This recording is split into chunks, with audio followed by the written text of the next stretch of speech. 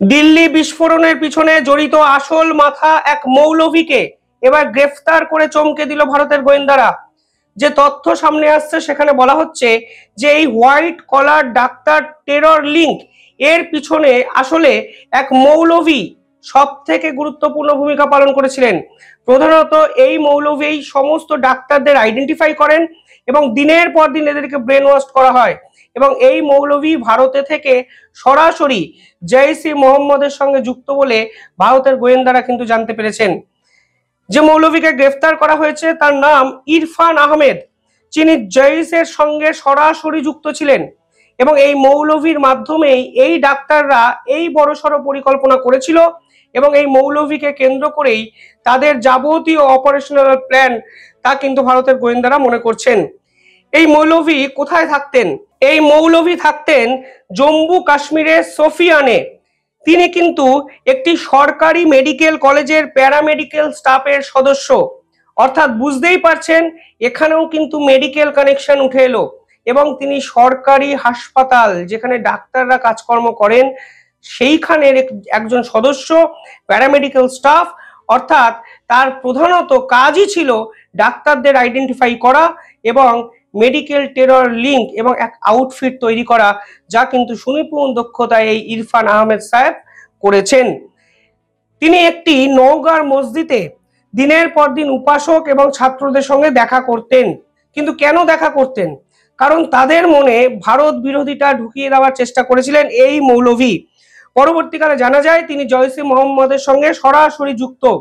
তিনি ভিডিও কলে ছাত্রদের সঙ্গে নিয়মিত ক্লাস করতেন এবং দিনের পর দিন ইসলাম কি, জিহাদি মানসিকতা কি, ভারত কিভাবে শত্রুতা করেছে জৈশ-ই মোহাম্মদের সঙ্গে, এই ধরনের একাধিক হেট্রেড স্পিচ এই ছাত্রদের মাথায় কিন্তু ঢুকিয়ে দিতেন।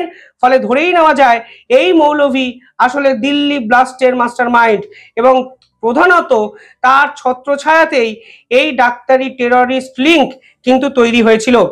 তিনি দিনের পর দিন বিভিন্ন পাকিস্তানি, আফগানিস্তানি এবং তুরস্কের ব্যক্তিদের সঙ্গে ভিডিও কলে কথা বলতেন।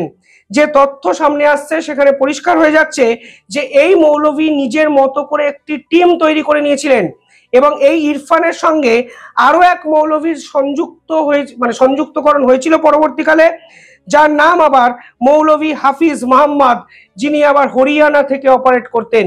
অর্থাৎ বুঝতেই পারছেন ধর্ম প্রচারের নাম করে এরা আসলে সমাজের উচ্চ শ্রেণীর ডাক্তারদের মগজাস্ত্রে ভারত বিরোধিতা ঢুকিয়ে দিয়েছিলেন এবং শুধু ভিডিও কল নয়, নিয়মিত ক্লাস, নিয়মিত ডকুমেন্ট, নিয়মিত নিজেদের স্পিচ এদেরকে বলে এরা আসলে বিস্ফোরণের দিকে পুরো বিষয়টাকে ইন্সপায়ার করেছিলেন, তা কিন্তু ভারতের গোয়েন্দারা মনে করছেন। সেখানে বলা হচ্ছে এই ইরফান আহমেদের পছন্দের দুই ছাত্র হলো ডাক্তার মুজাম্মিল শাকিল এবং মোহাম্মদ উমার। আর এই উমারই কিন্তু দিল্লি বিস্ফোরণে গাড়িটি যে চালিয়েছে সেই ব্যক্তি। আর এই যে মুজাম্মিল নামক ব্যক্তিটির কথা উঠে এসছে, তিনি তো এই বিস্ফোরণের সকলের আগে ধরা পড়েছেন, প্রধান মাস্টার মাইন্ড ছিলেন, এই ডাক্তার গ্রুপের সবচেয়ে হেড। ফলে বুঝতেই পারছেন এই মুজাম্মিল, এই যে পার্টিকুলার মুজাম্মিল এবং ডক্টর উমার দিনের পর দিন এই মৌলভীর সঙ্গে কানেকশন রেখেছেন এবং মৌলভী যে পরিকল্পনা সাজিয়ে দিয়েছিলেন সেই পরিকল্পনা কিন্তু বাস্তবের মাটিতে পালন করেছেন। পাশাপাশি এই পুরো ঘটনায় একটি বিষের কথা আমরা জানতে পেরেছি। আপনারা অনেকেই হয়তো শুনেছেন আমার এই ভিডিওতেই, সেই বিষ নিয়েও কিন্তু গোয়েন্দারা রীতিমতো চিন্তিত। গোয়েন্দারা জানতে পেরেছেন এই যে মহিমউদ্দিন সঈদ, যিনি কিনা মৌলভীর প্রিয় পাত্র, তিনি রিসিন নামক একটি বিষকে তৈরি করছিলেন শেষ 1 থেকে 1.5 বছর ধরে এবং দিল্লি এবং আহমেদাবাদের মতো জনবহুল এলাকায় এই বিষ কিন্তু তিনি বিভিন্ন খাবারের দোকান যে এরিয়াতে আছে সেখানে ছড়িয়ে দিতে চেয়েছিলেন। অর্থাৎ তাদের পরিকল্পনা ছিল আরো বড়, আরো ভয়ঙ্কর এবং সেখানে তারা স্বীকারও করেছেন তাদের একটি নেটওয়ার্ক, আরএসএস এর যে প্রধান অফিস সেই অফিসও কিন্তু এই কি করেছে। এই যে ডাক্তারের কথা আমি বলছি বারবার, এই যে মহিমউদ্দিন সঈদ, তিনি কিন্তু দিল্লি থেকে এমবিবিএস পাস করেছেন এবং সেখানেই কিন্তু আইএসকেপি সদস্য আবু খাদিমের সঙ্গে তার দেখা হয় এবং আবু খাদিমও তাকে কিন্তু ভারত বিরোধিতা ইন্সপায়ার করে।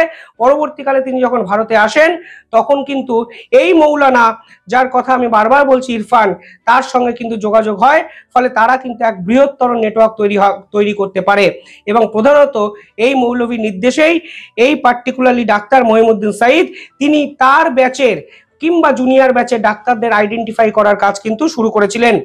এই যে রিসিনকে নিয়ে এত চর্চা হচ্ছে, এই রিসিন হলো জৈব সন্ত্রাসের জন্য ব্যবহৃত একটি রাসায়নিক পদার্থ এবং এটি কিন্তু ক্যাস্টার্ড থেকে তৈরি হয়। ফলে শেষ 2 বছর ধরে তারা কিন্তু এই বিষাক্ত গ্লাইকোপ্রোটিন তৈরি করার চেষ্টা করেছিল। আমেরিকা কিন্তু এই রিসিনকে ব্যান করে দিয়েছে এবং তারা সরাসরি বলেছে মানুষ মারার জন্য এই রিসিন যথেষ্ট। এই রিসিন কিভাবে কাজ করে জানেন? যে কোনো স্তন্যপায়ী প্রাণী যদি কোনোভাবে এই প্রোটিন সংশ্লেষ করে তখন কিন্তু তার কোষ বন্ধ হয়ে যায়, ইনস্ট্যান্ট মৃত্যু হতে পারে। ফলে আরো ভয়ানক পরিকল্পনা কিন্তু এই মৌলভী এই সকল ডাক্তারকে দিয়ে করেছিল, তা কিন্তু স্পষ্ট হয়ে গেছে। পাশাপাশি এই ডাক্তার পুলিশের জেরায় স্বীকার করেছে যে তাদের কিন্তু লক্ষ্যবিন্দু রেড ফোর্ট উড়িয়ে দেওয়া ছিল না বা তার সামনে বিস্ফোরণ করে দেওয়া ছিল না। তাদের লক্ষ্যবিন্দু ছিল 26শে জানুয়ারি, পরের বছর প্রজাতন্ত্র দিবস।